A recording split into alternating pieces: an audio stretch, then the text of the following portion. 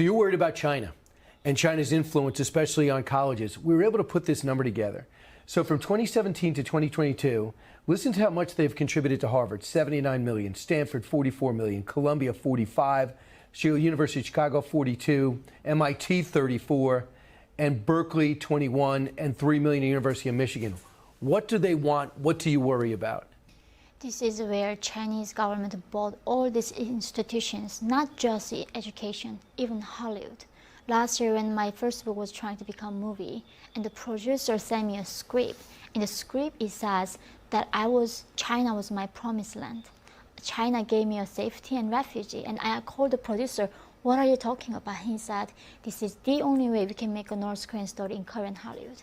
Are you kidding? So you have to make China look it's great, a promised land. Where they were sold you as a sex slave. Exactly. And you escaped to South Korea and China. That's an example of what they want to buy. They want to buy the elite universities with their dollars, and you're setting up a flare. You know me, Park, I'm sorry you had to go through what you're going through. I'm embarrassed that you're going through this at Columbia, but I'm so glad you have a great head on your shoulders to not be susceptible to it. Pick up While Time Remains: A North Korean Defector's Search for Freedom in America. So great to meet you. Thank you.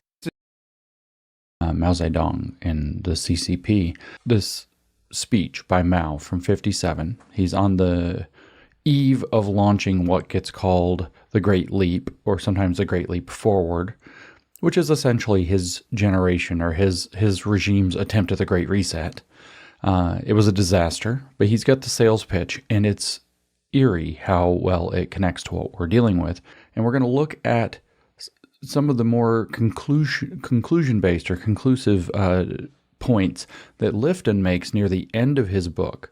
Again, the title of that book is Thought Reform and the Psychology of Totalism. And I encourage you to remember that thought reform is the translation that Lifton is giving for the Chinese term Xinao, which means brainwash.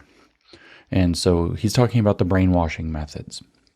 What Mao was referring to in the criticism and struggle part of what he called his unity criticism unity formula for transforming a polity, created desire for unity, make people want to fit in, make them want to join the cult, bring them in, affirm them, and then as they get deeper in, start to do criticism and struggle, what he calls the democratic method of persuasion, and as they become more committed, lead them into study and a return to the desire for unity within the cult now. And so this is, in essence, the formula behind the brainwashing program that Lifton was documenting from Hong Kong in the early 1950s. And he's a psychologist. He starts to find out about these people coming in fresh off the boat from exile from China after being released from Mao's brainwashing prisons in the early 1950s.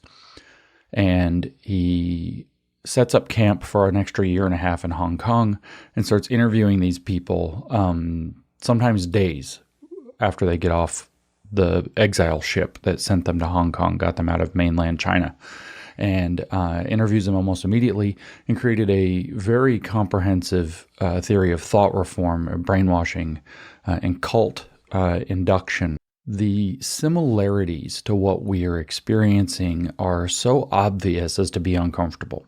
This is a very important chapter. So chapter 22, Ideological Totalism. He says, thought reform has a psychological momentum of its own, a self-perpetuating energy not always bound by the interests of the program's directors. So immediately we get this sense of the woke, right? So we know that there are people kind of directing this, sort of. It's very decentralized. It's not got the same hierarchical central command structure that Mao did. But the idea of psychologically manipulating and brainwashing people naturally has its own self-perpetuating energy that's not connected to necessarily directly to the people that keep it on track. In other words, it's almost like the people that are in the inner circle of the cult lay the tracks, but the drive that keeps the thought reform going, the cult initiation and deepening going, that seems to have almost its own, it's like the train has its own engine. He says, when we inquire into the sources of this momentum, we come upon a complete set of psychological themes, which may be grouped under the general heading ideological totalism. So those are a couple big words. We have the idea of ideology as a grand mythology that explains why society is structured the way that it is, with a vision toward the future. And totalism is this idea that it's going to touch and infuse into every single aspect of life and being.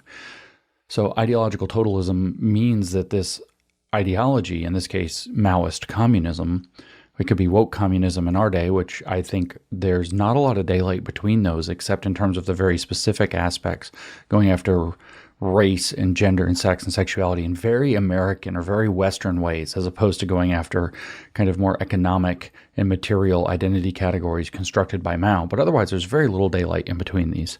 The idea is that that's going to touch upon and inform every aspect of your experience in life as you get pulled into this cult. Or if you're just under its dominion, it will touch every aspect. It'll be at the ball game. It'll be in the math lesson. It'll be in all the school lessons, all the curriculum. It'll be on television. It'll be in entertainment. It'll be in the news.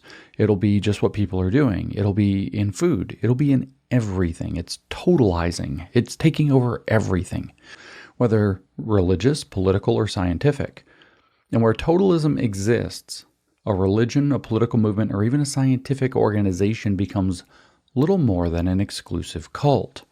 Now, that should give you some chills at the moment, especially when you hear the scientific organization. You have heard in my podcast series about the strange death of the university that our universities have allowed a great deal of this totalism in. In fact, they are some of the main purveyors of the totalism. And where totalism exists, the institution becomes little more than an exclusive cult. But that applies when it gets led into religion, when it gets led into political movements, or even a scientific organization, not just a university, but say the CDC, or the Harvard T.H. Chan School of Public Health, or something of that kind, or the American Heart Association, or the American Medical Association, the American Geophysical Union. We could go on and on. The American Library Association, virtually every professional organization of that kind has been captured by this totalizing ideology. And I'll just read the punchline again. Where totalism exists, the institution becomes little more than an exclusive cult. This is coming from one of the biggest experts in cults and cult thinking and cult dynamics and cult indoctrination that's ever written on the subject. A basis for answering the ever-recurring question, isn't this just like brainwashing? These criteria consist of 8 psychological themes which are predominant within the social field of the thought reform milieu. Each has a totalistic quality, each depends on an equally absolute philosophical assumption, and each mobilizes certain individual emotional tendencies, mostly of a polarizing nature. Psychological theme, philosophical rationale, and polarized individual tendencies are interdependent. They require, rather than directly cause, each other. In combination, they create an atmosphere which may temporarily energize or exhilarate, but which at the same time poses the gravest of human threats.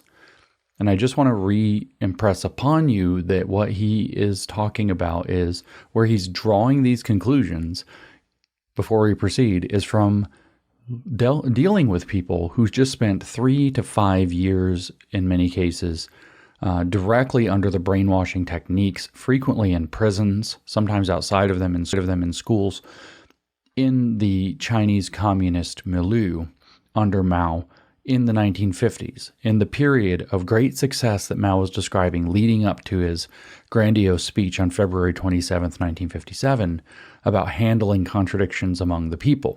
I want to bring you to this excerpt from your book.